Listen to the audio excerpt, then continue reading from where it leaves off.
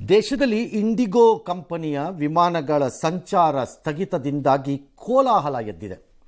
ದೇಶವ್ಯಾಪಿ ಇರುವ ಎಲ್ಲ ವಿಮಾನ ನಿಲ್ದಾಣಗಳಲ್ಲಿ ಜನ ಬಸವಳದು ಹೊರಟೋಗಿದ್ದಾರೆ. ಕಾರಣ ಅವರಿಗೆ ಇದನ್ನು ಹೇಳಿಲ್ಲ. ಈಗ ಬಿಳಿ ಚರ್ಮದ ತೊಗಲಿನ ದುರಾಸೆಗೆ ಬಿದ್ದು ಮುಖ್ಯಸ್ಥರನ್ನಾಗಿ ನೇಮಿಸ್ಕೋತಾರೆ. ಅವನು ಯಾವನೋ ಒಬ್ಬ ಬಂದು, ನಾನು ಭಾಳ ಸ್ಪೆಸಿಫಿಕ್ ಆಗಿ ಕ್ವಶನ್ದಲ್ಲಿ ಹೇಳ್ತಿದ್ದೀನಿ, ಯಾಕಂದರೆ ಜನರ ಗೋಳಾಟ ಆ ಪ್ರಮಾಣದಲ್ಲಿದೆ. ಯಾಕಂದರೆ ಮೋದಿ ಏನು ಮಾತಾಡಲ್ಲ ಈ ವಿಚಾರ ಎಲ್ಲ, ಅವ್ರದ್ದೇ ಓನ್ ಏರ್ಕ್ರಾಫ್ಟ್ ಇದೆ, ಹಾಗಾಗಿ ಅವ್ರಿಗೇನು ಸಮಸ್ಯೆ ಇಲ್ಲ. ಅವ್ರೇನು ಮಾತಾಡಲ್ಲ ಈ ವಿಚಾರ, ತಲೆ ಕೆಡಿಸ್ಕೋಬೇಕಾಗಿಲ್ಲ. ಲಕ್ಷಾಂತರ ಜನ ಆಡ್ತಿದ್ದಿದ್ದು ಗೋಳಿಗೆ ಹೇಳ್ತಿರೋದು. ಅವನು ಯಾವನೋ ಬಂದು ಈಗ ಹೇಳ್ತಾನೆ ತಾಂತ್ರಿಕ ಸಮಸ್ಯೆ ಅಂತ ಬುರುಡೆ ಬಿಡ್ತಾನೆ. ಅಯೋಗ್ಯನ್ ತಗೊಂಬಂದು ಕತ್ತರಿಸ್ಬಿಡ್ಬೇಕು ಅನ್ಸುತ್ತೆ ಒಂದೊಂದ್ಸರಿ ಇಂಥವ್ರನ್ನೆಲ್ಲ ನೋಡಿದಾಗ. ಇವ್ರ ಮನೆಯಲ್ಲಿ ಆಗಬೇಕು.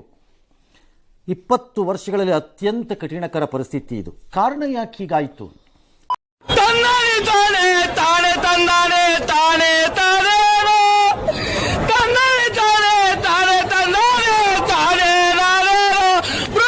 ಸಾಮಾನ್ಯವಾಗಿ ವಿಮಾನಯಾನದಲ್ಲಿ ಏನಾದ್ರು ಆದರೆ ಅದು ಸಿರಿವಂತರ ಸಮಸ್ಯೆ, ದುಡ್ಡಿದ್ದವ್ರು ಹೋಗೋ ಅಂಥದ್ದು ಅನ್ನೋದು ಒಂದು ಭಾವನೆ.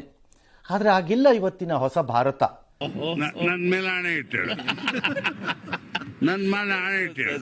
ಮಧ್ಯಮ ವರ್ಗದವರು, ಕೆಳ ಮಧ್ಯಮ ವರ್ಗದವರು, ತೀರಾ ಬಡವರು ಈಗಲೂ ಹೋಗದೆ ಇರ್ಬೋದು. ಅದರಲ್ಲೂ ಅರ್ಜೆಂಟ್ ಇರೋರು, ತೀರಾ ಬಡವತನದಲ್ಲಿದ್ದವರು, ಅರ್ಜೆಂಟ್ ಇದ್ದವರು, ಆಯ್ತಪ್ಪ ಹೆಂಗೋ ಅಡ್ಜಸ್ಟ್ ಮಾಡ್ಕೊಂಡು ವಿಮಾನದಲ್ಲಿ ಹೋಗಿ ಬಂದ್ಬಿಡೋಣ, ಬೇಗ ಅದನ್ನ ಮುಗಿಸ್ಬಿಡೋಣ ಅಂದರೆ ಸಾವು ಈ ಥರದ್ದೆಲ್ಲ ಇದ್ದಾಗ ಅದಕ್ಕೆ ಹೋಗ್ತಾರೆ.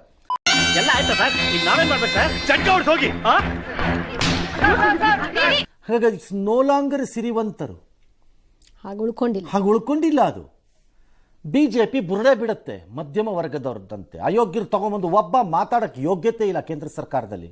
ಇವತ್ತು ಯಾರೋ ಒಬ್ಬ ಯೂಸ್ಲೆಸ್ ಮಿನಿಸ್ಟ್ರನ್ನ ಹಾಕಿದ್ದಾರೆ.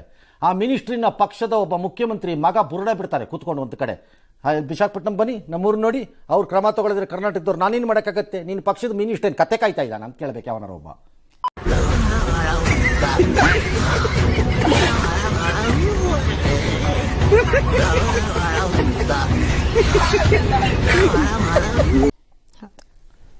ಯೋಗ್ಯತೆಗೆ ಇವ್ರಿಗೆ ನೆಟ್ಟಿಗೆ ವಿಮಾನ ಓಡಿಸೋ ಕಂಪನಿಗಳನ್ನು ನಿಗ್ರಹಿಸಕ್ಕೆ ಬರದೇ ಇರೋರುಗಳು ದೊಡ್ಡದಾಗಿ ಏನೋ ಕಟ್ಟಿಬಿಡ್ತಾರಂತೆ ದೇಶನ. ದಿನಕ್ಕೆ 2200 ವಿಮಾನಗಳನ್ನು ನಡೆಸೋ ಈ ಕಂಪನಿ, ಇದೆಲ್ಲ ಮನಾಪಲಿಯ ಏಕಸ್ವಾಮ್ಯತೆಯ ಪರಿಣಾಮಗಳು. ಇವೆಲ್ಲ ಯಾವಾಗ ಸರ್ಕಾರಗಳು ಏಕಸ್ವಾಮ್ಯತೆ ಕಡೆಗೆ ಕಣ್ಣು ಮುಚ್ಕೊಂಡು ಕೂತ್ಕೊಳ್ಳುತ್ತೆ, ಹೇಸಿಗೆ ತಿನ್ಕೊಂಡು, ಆಗಿದ್ರ ಪರಿಣಾಮಗಳು ಇವೆಲ್ಲ. ಅದೇನ್ ಮಾತಂತ ಹೇಳಿದ್ರಿ ಸರ್ ನೀವು? Really hats off sir, hats off. ಇನ್ನು ಕಾದಿದೆ ನಿಮಗೆ ಆಟಗಳು, ಈ ಏಕಸ್ವಾಮ್ಯತೆ ಆಟಗಳು ಎಲ್ಲ ಮನಾಪಲಿಯ ಆಟಗಳ ಪರಿಣಾಮ. ಇದು ಅನುಭವಿಸ್ಬೇಕಾಗಿರೋದು. 10% ಏರುಪೇರು ಆದರೆ ಸಾಕು, ಅಷ್ಟಾಗಿದೆ ಈಗ. ದೆಹಲಿ ಏರ್ಪೋರ್ಟಲ್ಲಿ ಒಂದು ಕಡೆಯಲ್ಲಿ ಚಳಿ, ಒಂದು ಕಡೆ ವೆದರ್ ಸರಿ ಇಲ್ಲ, ಒಂದು ಕಡೆ ಇನ್ನೊಂದು ಮತ್ತೊಂದು. ಪಾಪ ಜನ ಬೇಕಾದಾಗಲಿ ಕಣ, ಹೋಗ್ಲಿ ಹಾಳಾಗಿ ಹೋಗ್ಲಿ. ಅವನು ಅನ್ನ ತಿಂತಾನೋ ಏನು ತಿಂತಾನೋ ಅವನು, ಆ CEO ಕಂಪನಿನವನು. ಅರ್ಥ ಆಯ್ತು ಅನ್ಸುತ್ತೆ. ಮೊದಲಾದ್ರೂ ಹೇಳಕ್ಕೆ ಏನು ರೋಗ ಬರ್ತಿತ್ತು ಆ ಪ್ರಾಣಿಗೆ? ವಿಮಾನ ನಿಲ್ದಾಣಕ್ಕೆ ಹೋದ್ಮೇಲೆ ಜನಗಳು ಮೊಬೈಲಲ್ಲಿ ಬರ್ತಾ ಇದೆ ಎಲ್ಲರಿಗೂ, ನಿನ್ ವಿಮಾನ ಇಲ್ಲ, ನಿನ್ ವಿಮಾನ ಇಲ್ಲ, ನಿನ್ ವಿಮಾನ ಇಲ್ಲ ಅಂತ. ಗಂಟೆಗಟ್ಟಲೆ ಕ್ಯೂ ಅಲ್ಲಿ ನಿಂತ ಮೇಲೆ ಗೊತ್ತಾಗ್ತಿದೆ. ಅದಾದ್ಮೇಲೆ ಆಮೇಲೆ ಧರ್ಮಕ್ಕೆ ಕೊಡೋರ್ ತರ ರೀಫಂಡ್ ಕೊಡ್ತಾನೆ. ನಿಮ್ಮ ಅಪ್ಪನ ಮನೆ ದೊಡ್ಡ ಧರ್ಮಕ್ಕೆ ಅಯೋಗ್ಯ. ನನಗೆ ಎಷ್ಟು ಚೀಪ್ ಅನಿಸ್ಬಿಡ್ತು ಅಂದ್ರೆ, ಥೋ ನಿಮ್ಮ ಈ ತರದೆಲ್ಲ ಇದಾರೆ. ನೀನ್ ದುಡ್ದಿದ್ಯಾ ಬೆವರು ಸುರಿಸ್ಕೊಂಡು? ಏನ್ರಿ ದೇಶ ಹಿಂಗಾಗೋಯ್ತು, ಬರೀ ಬುರುಡೆ ಬಿಡ್ತೀವಲ್ರಿ. ದೇಶ ಹಂಗಾಗೋಗಿದೆ, ಹಿಂಗೋಗಿದೆ. ಒಂದು ಯೋಗ್ಯತೆಗೆ ನೆಟ್ಟಿಗೆ ಇದನ್ನು ರಿಪೇರಿ ಮಾಡೋಕ್ಕೆ ಯೋಗ್ಯತೆ ಇಲ್ಲ. ಈಗ ಬರೀ ಅವನು ಸುಳ್ಳು ಹೇಳ್ತಿದ್ದಾನೆ, ಅದನ್ನು ಕೇಳಿಸ್ಕೊಂಡು ಗಣಂದಾರಿ ಕೇಂದ್ರ ಸರ್ಕಾರ ಬಾಯಿ ಮುಚ್ಕೊಂಡು ಕೂತಿದೆ. ಅವ್ರಿಗೆ ಬೇಕಾಗಿರೋದೇನು ಪಾಲಿಟಿಕ್ಸು, ಅವ್ರಿಗೆ ಬೇಕಾಗಿರೋದೇನು ಜಮ್ಮು ಕಾಶ್ಮೀರ ತೋರಿಸ್ಬಿಟ್ರೆ ಆಯ್ತು, ಪಾಕಿಸ್ತಾನ ತೋರಿಸ್ಬಿಟ್ರೆ ಆಯ್ತಪ್ಪ. ಕುಯ್ದು ಬಿಡ್ತೀಯಾ? ಅಲ್ಲಿವರೆಗೂ ನಾನೇನು ಕಡಲೆಪುರಿ ತಿಂತಾ ಇರ್ತೀನಾ? ಅಷ್ಟೇ ಅವ್ರಿಗೆ ಬೇಕಾಗಿರೋದು. ಅವ್ರಿಗೆ ಅಷ್ಟೇ ಬೇಕಾಗಿರೋದು, ಇನ್ನೇನು ಬೇಕಾಗಿಲ್ಲ ಅವ್ರಿಗೆ. ಇನ್ನು ನನ್ನ ಮಗಳಿಗೆ ಸ್ಯಾನಿಟರಿ ಪ್ಯಾಡ್ ಕೊಡಿ ಅಂತ ತಂದೆ ಒಬ್ರು ಹೋಗಿ ದೆಹಲಿ ಏರ್ಪೋರ್ಟ್ ಸಿಬ್ಬಂದಿ ಕೇಳಿದ್ರೆ ಅವ್ರು ಇಲ್ಲ ಅಂದಾಗ ಅವ್ರಿಗೆ ಕೋಪ ಬಂದೋಗಿದೆ. All right, I can accept it. Sanitary ಪ್ಯಾಡನ್ನು ಸಿಬ್ಬಂದಿ ಯಾರೋ ಅಲ್ಲಿ ಇಟ್ಕೊಂಡಿರ್ತಾರೆ ಅಂತ ನಾನು ನಿರೀಕ್ಷೆಯನ್ನು ಮಾಡಲ್ಲ, ನಾವು ಒಪ್ಕೋತೀನಿ ಬೇಕಾದರೆ. ಆದರೆ ಯಾವ ಅಸಹಾಯಕ ಸ್ಥಿತಿಗೆ ತಂದೆ ಅಥವಾ ತಾಯಿ ಅಥವಾ ಅಲ್ಲಿರೋ ಹೋಗಿರೋ ಜನ ತಲುಪಿದಾರಲ್ಲ ಕಾಕೊಳ್ಳಿ. ಹೌದಲ್ವಾ, ನನಗೆ ಈ ಲಾಜಿಕ್ಕೇ ಗೊತ್ತಿರಲಿಲ್ಲ. ಅವ್ರಿಗೇನಿದೆ ಆಯ್ಕೆ ಅಲ್ಲಿ? ನಮ್ಗೆ ಅರ್ಥ ಆಗುತ್ತೆ. ಸ್ಯಾನಿಟರಿ ಪ್ಯಾಡ್ ಅವ್ನ ಜಾಬಲ್ಲಿ ಇಟ್ಕೊಂಡು ತಗೊಳ್ಳಿ ಸರ್ ಅಂತ ಯಾರಮ್ಮೆ ಲೇಡಿನೋ ಗಂಡಸರು ಇಟ್ಕೊಳ್ಳಲ್ಲ ಬಿಡಿ, ಹೆಂಗಸರ್ತಾನೆ. ಗಂಡಸ್ರದ್ದು ಈಗ ಬಂದಿದೆ, ಗಂಡಸ್ರದ್ದು ಬಂದಿಲ್ಲ ಅನ್ಕೋಬೇಡಿ, ವಯಸ್ಸಾದವ್ರುಗಳಿಗೆ ಈಗ ಅದೂ ಇದೆ. ಅದೇನು ಅವಮಾನ ಏನಿಲ್ಲ ಅದರಲ್ಲಿ. ಇದೊಂದೇ ಕಂಡು ಒಳ್ಳೆ ವಿಷಯ ಅಂತ ನೀನು ಹೇಳಿದ್ದು. ಅದ್ರಲ್ಲಿ ಯಾರೂ ಅವಮಾನ ಪಡಬೇಕಾಗಿಲ್ಲ ಅದನ್ನ ಬಳಕೆಯಲ್ಲಿ, ಆದ್ರೆ ಯಾರು ಇಟ್ಕೊಂಡಿರಲ್ಲ. ಹೌದು. ಬಟ್ ಆ ತಂದೆ ಪರಿಸ್ಥಿತಿ ನೋಡಿ ಅಂಗ್ಲಾಚ ಯಾವ ಲೆವೆಲ್ಗೆ ಬಂದಿದೆ ಪಾಪ ಅಂತ. ಏನೋ ಇನ್ನು ಬೆಂಗಳೂರು ಹೊರತಾಗಿಲ್ಲ, ಬೆಂಗಳೂರೇ ಹೈಯೆಸ್ಟ್ ಹೊಡೆಸ್ಕೊಂಡಿರೋದು 100 ಚಿಲ್ಲರೆ ವಿಮಾನಗಳು. ರೈಲ್ವೆ ಸ್ಟೇಷನ್ಗಿಂತ ಕಡೆಯಾಗಿ ಹೋಗಿತ್ತು. ರೈಲ್ವೆ ಸ್ಟೇಷನ್ಗೆ ಯಾಕೆ ಹೋಲಿಕೆ ಮಾಡ್ತೀರಿ? ಇಲ್ಲಿಗೆ ಮಧ್ಯೆ ಒಂದು ಫಿಲ್ಟರ್ ಇರುತ್ತೆ, ಅದಿಲ್ದೆ ಹಾಗೆ ಉಟ್ಕೊಂಡ್ಬಿಟ್ಟೆ. ಅದಕ್ಕೆ ಇಲ್ಲಿರೋದೆಲ್ಲ ಹಾಗಾಗಿ ಹೊರಗೆ ಬರುತ್ತೆ, ಇಲ್ಲಿರೋದೆಲ್ಲ ಬರೀ ಕಚರಾನೇ. ಪಾರ್ಲಿಮೆಂಟ್ ತರ ಆಗಿತ್ತು ಅಂತ ಹೇಳಿ ರೈಲ್ವೆ ಸ್ಟೇಷನ್ಗೆ ಯಾಕ್ರಿ ಹೋಲಿಕೆ ಮಾಡ್ತೀರಿ? ರೈಲ್ವೆ ಸ್ಟೇಷನ್ ಚೆನ್ನಾಗೇ ಇದೆ, ಕಚಡಗಳಿದ್ದಾರಲ್ಲ ಆ ಥರ ಪಾರ್ಲಿಮೆಂಟ್ ತರ ಆಗಿತ್ತು ಅಂತ ಹೇಳಿ. ಒಂದ್ ಸ್ವಲ್ಪ ಕರುಣೆ ಇರ್ಲಿ. ಇದೆ ಕೈ ಮುಗಿದು ಬೇಡ್ತೀನಿ, ಕರುಣೆ ಇರ್ಲಿ. ಪ್ರೀತಿ ಇದೆ, ಈ ತರ ಪ್ರೀತಿ ಇದೆ, ಕರುಣೆ ಇಲ್ಲ.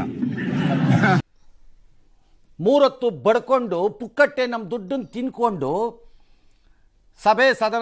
ಸದನವನ್ನು ನಡೆಸದೆ ಬುರುಡೆ ಬಿಟ್ಕೊಂಡು ಸುಳ್ಳು ಹೇಳ್ಕೊಂಡು ಓಡಾಡ್ತಿರ್ತಾರಲ್ಲ ಆ ಥರ ಇತ್ತು ಅಂತ ಹೇಳಿ. ರೈಲ್ವೆ ಸ್ಟೇಷನ್ಗೆ ಯಾಕೆ ಹೋಲಿಕೆ ಮಾಡ್ತೀರಿ ಅದನ್ನು? ಇನ್ನು ರೈಲ್ವೆ ಸ್ಟೇಷನ್ಗೆ ಸೂಟ್ ಕೇಸ್ಗಳ ರಾಶಿ ಎಲ್ಲಿ ನೋಡಿದ್ರು ಜನ ಯಾಕೆ ಬರ್ತಾರೆ? ಮೊದಲೇ ಹೇಳ್ತಾ ಇಲ್ಲ ಇವರು. ಜನ ನೀರಿಲ್ಲ, ನಿದ್ದೆ ಇಲ್ಲ, ಪಾಪ ಊಟ ಇಲ್ಲ.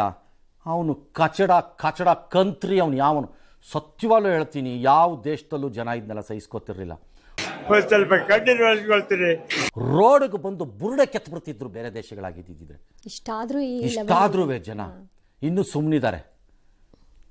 ಸ್ನ್ಯಾಕ್ಸ್ ಕೊಡ್ತಾನಂತೆ, ಕಚಡ ತಗೊಂಬಂದು ಬರಬಾರ್ದು ಪದಗಳು ಬರುತ್ತೆ ನನಗೆ ಬಾಯಲ್ಲಿ. ಸ್ನ್ಯಾಕ್ಸ್ ಕೊಡ್ತಾನಂತೆ, ನಿನ್ನ ಹೆಂಡತಿ ಕೊಡು ತಗೊಂಡೋಗಿ ಸ್ನ್ಯಾಕ್ಸನ್ನ. ಅದೇನ್ ಮಾತಂತ ಹೇಳಿದ್ರಿ ಸರ್ ನೀವು? Really hats off sir, hats off. ಅವಳು ಕೊಡು 3 ದಿನ ಸ್ನ್ಯಾಕ್ಸಲ್ಲಿ ಸಾಯಿಲಿ ತಿಂದುಬಿಟ್ಟು, ಗೊತ್ತಾಗತ್ತವಾಗ ಕಷ್ಟ. ಸ್ನ್ಯಾಕ್ಸ್ ಕೊಡ್ತಾನಂತೆ. ಎಷ್ಟು ದಿಮಾಕ್ ಇರಬೇಕು, ಕೊಬ್ಬು. ದುಡ್ಡು ತಗೊಳ್ಳೋದು. ಬರೋಣ ಅದಕ್ಕೆ. ಏರ್ಪೋರ್ಟ್ನಲ್ಲಿ ಒಂದು ಕತೆಗಳು ನೋಡಿ, ಒಂದಿಷ್ಟನ್ನು ನೋಡೋಣ. ಒಂದು 6-5 ಸೀನ್ಗಳ ಥರ ಅಷ್ಟೇ. ಏರ್ಪೋರ್ಟ್ನಲ್ಲಿ ಕೆಲವೊಮ್ಮೆ ವಿಮಾನಗಳ ತಡ ಆದಾಗ ಇದ್ದಕ್ಕಿದ್ದಂತೆ ಅನೌನ್ಸ್ ಮಾಡಿಬಿಡೋದು ತಾಂತ್ರಿಕ ಕಾರಣಗಳಿಂದ. ಏನು ತಾಂತ್ರಿಕ ಕಾರಣ? 1 ದಿನ ಉತ್ತರ ಕೊಡಲ್ಲ. ನಾನು ಇದನ್ನು 100 ಸರಿ ಕೇಳಿದ್ದೀನಿ ಆಫೀಸರ್ಸ್ನ ಕೆಲವ್ರನ್ನೆಲ್ಲ. ಏನಾದ್ರು ಒಂದು ಅಂಬಟ್ಸ್ಮನ್ ಥರ ಒಂದು ಕಮಿಟಿ ಮಾಡಿ ಈ ಥರ ಇವರು ಬುರುಡೆ ಅನೌನ್ಸ್ ಮಾಡಿದಾಗ ನಿಜಾನ ಚೆಕ್ ಮಾಡಬೇಕು ಯಾರು. ಇದು due to late arrival of aircraft. ಯಾಕೆ? ಉತ್ತರ ಇಲ್ಲ. 3 ಗಂಟೆ ವಿಮಾನ ಲೇಟ್ ಆದರೆ ಯಾಕ್ರಿ ವಿಮಾನ late? Due to late arrival of the aircraft. ವಿಮಾನ ಇಲ್ಲಿಗೆ ಬರಬೇಕಾದ ವಿಮಾನ ತಡವಾಗಿ ಏನಕ್ಕೆ ಬಂತು ಗೊತ್ತಿಲ್ಲ. ಕ್ಲಾಪ್ಸ್ ಹೊಡ್ರಿ, ಸುಮ್ಮನೆ ಕೂತಿರಲ್ಲ. ಹೇಳಂಗಿಲ್ಲ ಯಾರು. ಹೆಚ್ಚಿಗೆ ಮಾತಾಡಿ ಕೇಳ್ಬಿಟ್ರೆ ಇವನು ಗುಂಡಾಗಿರಿ ಮಾಡ್ತಿದ್ದಾನೆ, ಇವನು ನೋ ಫ್ಲೈ ಝೋನ್. ಅಯ್ಯೋ, ಬುರ್ರಕ್ಕೆ ಚಪ್ಪಲಿ ನೋಡಿಬೇಕು ಇವ್ರುಗಳಿಗೆ. ಹೇಳ್ತೀನಿ, ನಿಲ್ಲಿಸ್ಕೊಂಡು ಹೊಡಿಬೇಕು ನನ್ನ ಪ್ರಕಾರದಲ್ಲಿ. ಇವರ ದಿಮಾಕುಗಳಿಗೆ ನಾವು ಅನುಭವಿಸಿರೋದಕ್ಕೆ ನಾವು ಅನುಭವಿಸಿದ್ದೀವಿ. ಅದಕ್ಕೆ ಇಷ್ಟು ಕೋಪ ಬರೋದು. 10 ವರ್ಷಗಳಿಂದ ಎದೆಯಲ್ಲಿ ಬೆಂಕಿಯನ್ನು ಇಟ್ಟುಕೊಂಡು ಏನು ಮಾಡದೆ ಆರಿಸಿಕೊಳ್ಳುವುದು. ರೂಲ್ಸ್ ಬರೀ ಪ್ರಯಾಣಿಕರು. ನಾವು ಬರೀ ಪ್ರಯಾಣಿಕರಿಗೆ ರೂಲ್ಸು. ಸಿಕ್ಕಲ್ಲಿ ಹೊಡಿಬೇಕು ಇವ್ರಿಗೆ ಮಾತ್ರ. ಬೇರೆ ಯಾವ್ಯಾವ ದೇಶದಲ್ಲಿ ಮಾತೆತ್ತರ ಜನ ಎದ್ದು ಬರ್ತಾರಲ್ಲ, ಹಂಗೆ ಬರೋ ಪರಿಸ್ಥಿತಿ ಈ ದೇಶದಲ್ಲಿ ಇಲ್ಲ. ಯಾರಲ್ಲಿ ಪ್ಲೀಸ್ ಸಮಾಧಾನ, ಸೈಲೆನ್ಸ್. ನಿಮ್ಮ ಹತ್ರನೂ ಬರ್ತೀನಿ. ಬಂದಿದ್ದಿದ್ರೆ ಇಷ್ಟೊತ್ತಿಗೆ ಬುರುಡೆ ಕೆತ್ಬಿಡ್ತಿದ್ರು ಒಬ್ಬೊಬ್ಬರದು ಕಚಡಗಳು ತಗೊಂಬಂದು. ನಾನು ಹೇಳ್ತೀನಿ, ಈ ಎಂಟೈರ್ ಪರಿಸ್ಥಿತಿಗೆ ಗೌರ್ಮೆಂಟ್ ಆಫ್ ಇಂಡಿಯಾನೇ ಕಾರಣ. ಮತ್ತೆ ಭೇಟಿಯಾಗೋಣ. ನಮಸ್ಕಾರ.